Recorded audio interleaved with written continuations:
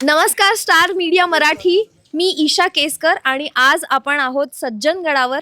समर्थ नावाच्या चित्रपटानिमित्त आम्ही म्हणजे समर्थची टीम आणि आमचे मुंबईचे सगळे जे मीडियाचे प्रतिनिधी आहेत ते सगळे इथे आलेत.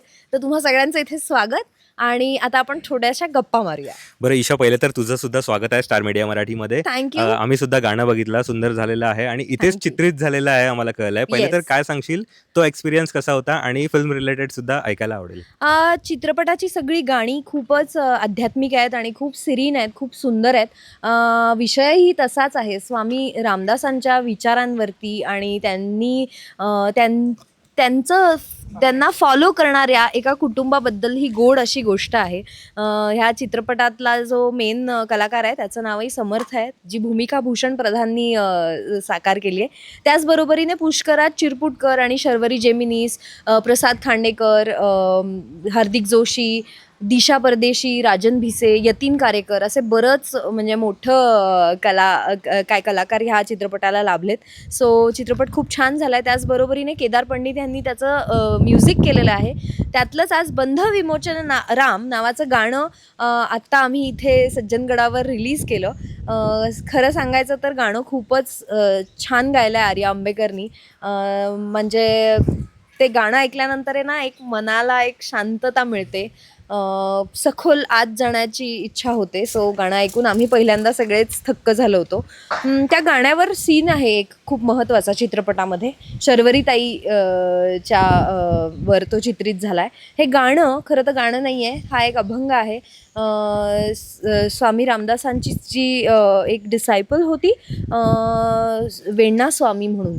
तर त्या खरं तर खूप लहान वयात विधवा झाल्या आणि त्यानंतर स्वामी रामदासांच्या अगदी मुलीसारख्या इथेच सज्जनगडावर त्या राहत होत्या आणि हा अभंग लिहिला आणि त्यानंतर आनंदात विलीन झाल्या. सो ह्या अभंगाची खूप काय म्हणता येईल, एक असं अनड्यू त्याला एक हे होतं, काय क्रेडिट देणं भाग होतं, कारण ते इतकं छान लिहिलं आहे. सो ह्या चित्रपटांच्या निमित्ताने तुमच्या सगळ्यांना हा अभंग ऐकायला मिळणार आहे आणि त्याचं छान संगीत केलं आहे केदारदादांनी. सो आय होप तुम्हाला सगळ्यांनाही ते आवडेल. आम्हाला सगळ्यांनाही खूप आवडलं. हल्ली इतकं शांत किंवा मनाला सेल्फ विचार करायला लावणारं, आत्मचिंतन करायला लावणारं फारसं आपल्या पिढीला काही माहिती नाही आहे. आणि ह्याच वेळेला 17व्या शतकात किंवा आपले हे जे मेंटल इश्यूज आहेत, आता मला स्वतःला मेंटल इश्यू होता, डिप्रेशनची मी पण शिकार झाले होते. त्याचबरोबरीने अँझायटी आहे, आजच्या काळातला स्ट्रेस आहे. या सगळ्याला आधीच्या पिढ्या कसा मात देत असतील किंवा मात करत असतील त्याच्यावर, हा प्रश्न मला कायम पडायचा. पण ह्या चित्रपटाशी मी जोडले गेले आणि मला असं वाटलं की खरंच आधीच्या पिढ्यांकडे संत रामदास, संत ज्ञानेश्वर, संत तुकाराम ह्यांच्यासारखे सद्गुणी विचारवंत होते आणि म्हणून कदाचित त्यांचा प्रवास आपल्या सगळ्यांपेक्षा सुखकर होता. आपलाही आहेच आहे, खूप पद्धतीने सुखकर आहे, पण तो अजूनही सेल्फ लेवलवर, मनाच्या लेवलवर कसा सॉल्व्ह करायचा आहे ह्यापर्यंत आपण अजून पोचलेलो नाही आहोत.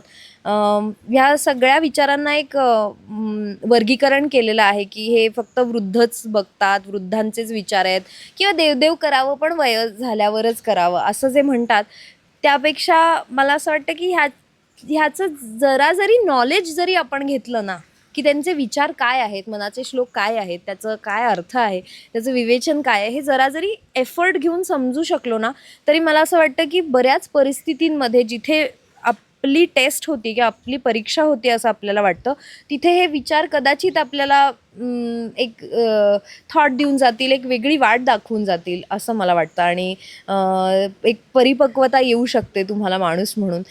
त्याची वाट दाखवणारे हे संत आहेत आणि खूप कूल आहेत ते सगळे. त्यांनी 17व्या शतकात हे सगळं लिहिलं आणि म्हणजे आपण कोणीच त्याच्या जवळही जाऊ शकत नाही. इनफॅक्ट त्याचं आकलन करणंही आत्ता माझ्यासाठीच खूप अवघड झालं आहे.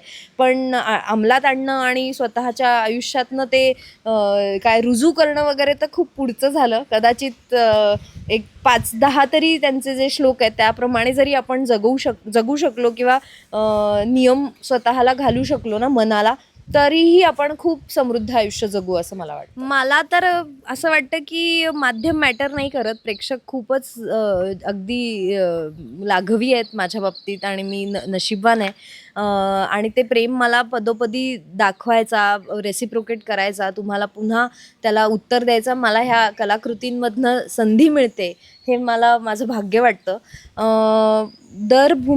प्रत्येक भूमिकेला वेगळ्या धाटणीचं बनवणं, त्याच्यामागे काहीतरी एक विचार असणं, ती कशी भूमिका असेल, ती कशी इतर ईशापेक्षा कशी वेगळी असेल किंवा आधीच्या भूमिकेपेक्षा कशी वेगळी असेल, ह्याकडे जरी कलाकार म्हणून माझा कल असला तरीसुद्धा आतली मी तीच आहे.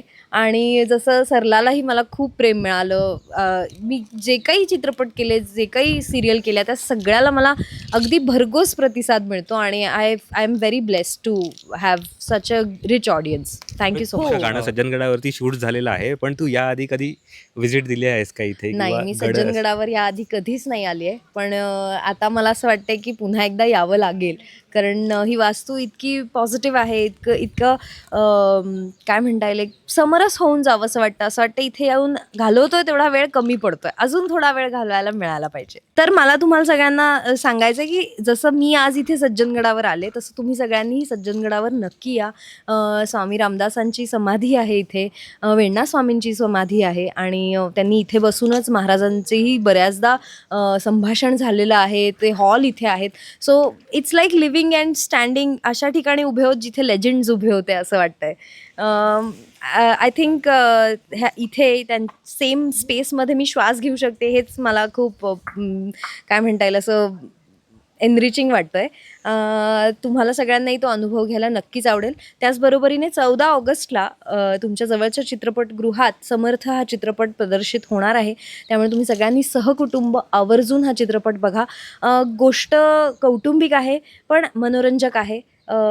समर्थांचे विचार अगदी बाळबोध किंवा पाठ्यपुस्तकातनं न पोचवता एका कौटुंबिक गोष्टींमधनं मनोरंजक बनवून तुमच्यापर्यंत एक कडू औषध गोड मधात बुडवून तुमच्यापर्यंत आणलं आहे. सो तुम्हाला ते नक्की आवडेल.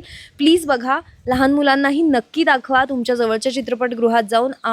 चित्रपटाचं वैशिष्ट्य असं आहे की रवींद्र पाठक नावाचे ह्याचे प्रोड्युसर आहेत, जे अनेक वर्ष म्हणजे रामदासांच्या विचारांवर प्रवचन करतात, विचार मांडतात, एक्सप्लेन करतात आपल्यासारख्या जनरेशनला. त्यांनी अमुक तमुकचाही एक व्हिडिओ केलेला आहे, ज्याच्यामुळे आय थिंक आय वॉज कन्विन्स्ड की हे जे काही सांगतात ते खूप सकारात्मक आहे, खूप गरजेचं आहे आजच्या पिढीसाठी.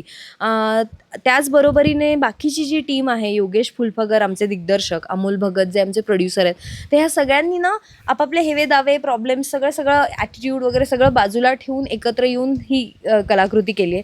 सो तुम्ही नक्की बघा, तुम्हाला नक्की आवडेल. लहान मुलांसाठी, शालेय मुलांसाठी 50% सूट देणार आहेत ते. त्यामुळे नक्की जाऊन हा चित्रपट बघा, लहान मुलांना नक्की आवडेल. Thank you so much. 14 ऑगस्टला समर्थ.